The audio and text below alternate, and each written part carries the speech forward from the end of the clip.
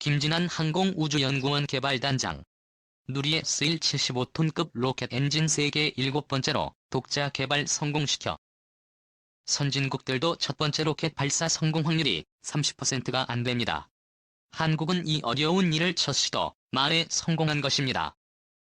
지난달 30일 대전 유성구의 한국항공우주연구원에서 만난 김진한 발사체 엔진 개발단장은 비록 일단 로켓만 있는 시험 발사체지만 우리 힘으로 개발한 엔진을 첫 비행에서 성공시킨 것은 세계적으로도 유례없는 성과라며 8년 동안 엔진 개발에 매달려온 저도 로켓이 힘차게 올라가는 모습이 믿기지 않았다고 말했다.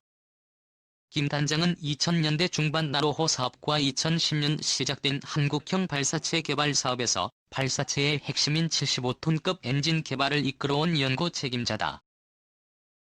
28일 이 엔진의 성능을 검증하기 위해 실시한 시험 로켓 발사에서 엔진 연소 시간과 최대 도달 고도 등 대부분의 수치에서 목표 이상의 성과를 거두었다. 한국은 이번 발사로 세계에서 7번째로 75톤급 액체 연료 로켓 엔진을 독자 개발한 나라가 됐다. 김 단장은 나로호 개발 당시 2번이나 발사에 실패한 경험이 있어 발사 전날 한숨도 못 잤다며 성공했다는 결과가 나온 뒤에 힘이 쭉 빠져서 동료와 후배들에게 수고했다는 말도 제대로 못했다고 했다. 링컨 애비에이터 자세히 보기.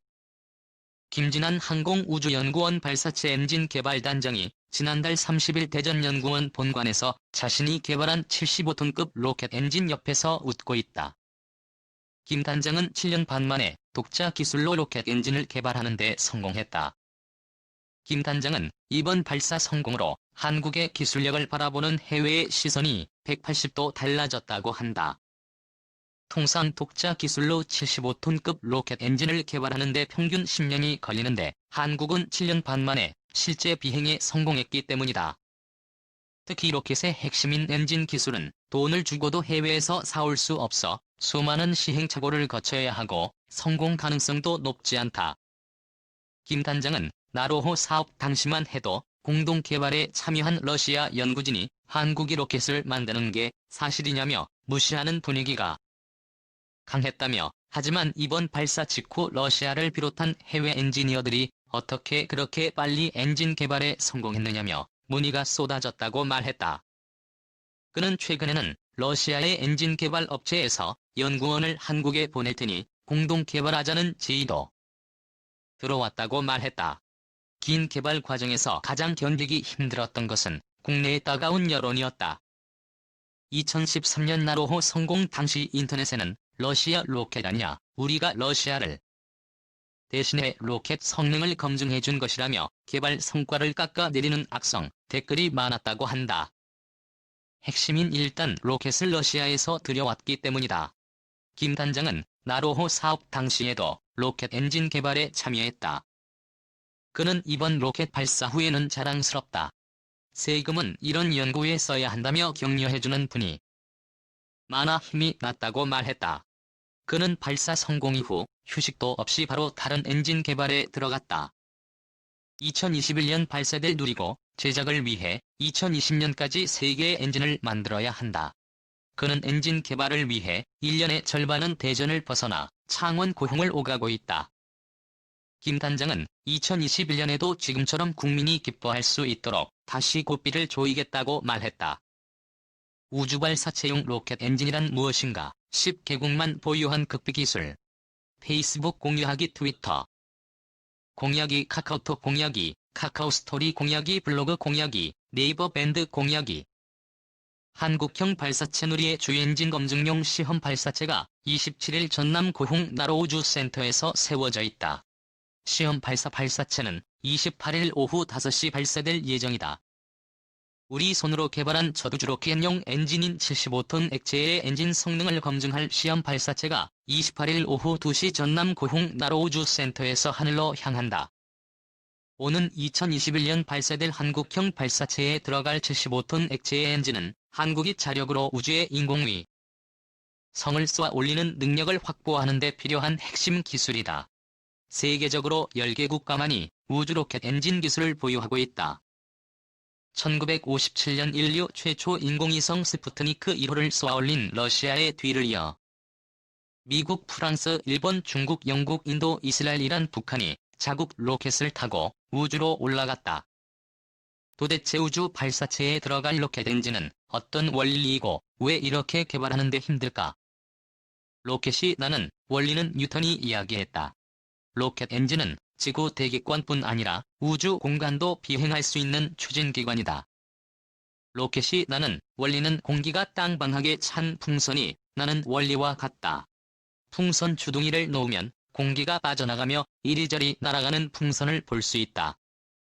작용-반작용의 법칙으로 알려진 뉴턴의 운동 제3법칙에 따른 결과다. 이 법칙에 따르면 한 물체에 힘을 가하면 이 물체도 같은 힘을 반대로 가한다. 풍선에서는 부풀기 전 원래 형태로 돌아가려는 힘이 공기를 밖으로 내보낸다. 그 반작용으로 공기도 풍선을 밀어낸다. 이렇게 힘을 받은 풍선은 공기가 빠져나간 반대 방향으로 날아간다.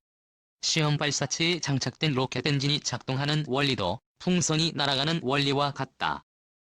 무언가를 밖으로 뿜으면 그 반작용으로 날아가는 힘을 얻는다. 예를 들어 한 사람이 공을 던지면 던진 사람도 반작용으로 힘을 받는다. 다만 힘이 크지 않아 눈에는 반작용이 보이지 않을 뿐이다. 로켓 엔진이 던지는 공은 분사된 가스다. 연료를 태워 높은 압력의 가스를 만들고 이 가스를 엔진 밖으로 분사해 날아갈 힘을 얻는다. 로켓이 하늘로 향하는 원리는 뉴턴의 운동 제3법칙인 작용-반작용의 법칙이 적용된다. 로켓이 연료를 태워 나온 가스를 밀어내면 가스도 반대 방향으로 로켓을 밀어내는데 이 힘이 로켓의 추진력으로 사용된다. 공을 던진 사람이 공으로부터 받는 힘은 공무게와 가속도가 결정한다. 여기엔 뉴턴의 운동 제1법칙인 F마가 쓰인다. 힘의 크기는 가속도 곱하기 질량이라는 공식이다. 공이 사람에게 받은 힘은 공의 가속도 곱하기 공의 질량이고 공을 던진 사람도 반작용으로 같은 힘을 받는다. 공의 질량은 1kg, 사람의 질량은 100kg이라고 하자. 초속 10의 속도로 공을 던지면 사람도 공이 받는 힘과 같은 힘을 받는다. 사람이 공보다 100배 무거워 사람이 받는 가속도는 100분의 1이 된다. 결국 초속 공의 속도로 공이 날아가는 방향의 반대로 움직이게 된다. 200평짜리 한국형 발사체가 1톤 위성만 싣는 이유는 로켓의 딜레마 때문. 2022년에 발사된 한국형 발사체는 로켓 상단부에 2톤급의 실용위성을 싣고 하늘로 날아오르게 된다. 실용위성을 고도 600에서 800km의 저궤도에 올리기 위해 실용위성의 100배가 넘는 200톤 무게 로켓이 쓰인다. 시험 발사체를 통해 성능이 검증된 75톤 액체 엔진은 2021년 발사를 위해 개발 중인 한국형 발사체 누리에 들어간다. 누리의 이륙重량은 200톤에 이른다. 250명을 태울 수 있는 중형 항공기 무게와 비슷하다. 우리로 목표는 1.5톤급의 실용위성을 고도 600에서 800km의 저궤도에 올리는 것이다. 1.5톤은 중형 세단 하나의 무게다. 항공기 하나가 고작 자동차 하나를 싣고 나는 셈이다. 여기에도 로켓의 원리에 따른 이유가 숨어있다. 로켓 엔진의 힘은 뉴턴으로 표시되는 주력으로 표현한다. 1kg의 물체가 중력을 거슬러 공중에 떠있기 위해서는 9.8의 힘이 필요하다. 몇 초 한 개씩 1kg의 공을 던지면 던지는 사람은 9.0의 추력을 얻을 수 있다. 100kg의 사람이 하늘에 떠오르면 980N의 추력이 필요한 셈이다. 추력을 높이는 방법은 두 가지다. 첫 번째는 질량을 높이는 방법이다. 공의 질량을 늘리거나 많은 수의 공을 던지면 된다. 두 번째는 공의 가속도를 높이면 된다. 100kg의 사람이 떠 있으려면 몇 초 초당 980 속도로 땅으로 공을 던지거나 몇 초 100개씩 초당 9.8m의 속도로 공을 던지면 된다. 여기에 로켓의 딜레마가 있다. 질량을 던져 추력을 얻기 위해선 질량을 싣고 따라야 한다. 예를 들어 100g의 사람이 한 시간 동안 공중에 떠 있으려면 3600개의 공을 몇 초 하나씩 초당 980 속도로 던져야 한다. 문제는 3600기공의 무게가 3600kg이라는 점이다. 사람 하나를 1시간 때우는데 사람 무게 36배의 공이 필요하다. 공의 무게를 생각하지 않고 계산했기 때문에 실제로는 공이 더 필요하다. 결국 로켓의 무게 대부분은 연료가 차지하게 되는 셈이다. 거대한 로켓에 상대적으로 조그마한 위성 하나를 실어 날릴 수밖에 없는 이유다. 이번 시험 발사체의 무게는 51.2톤이다. 연료를 1403.5초간 연소하며 하늘을 날게 되는데 이때 쓰는 연료와 산화제의 양은 36.4톤이다. 연료의 무게만 로켓 무게 70%인 이유가 여기에 있다.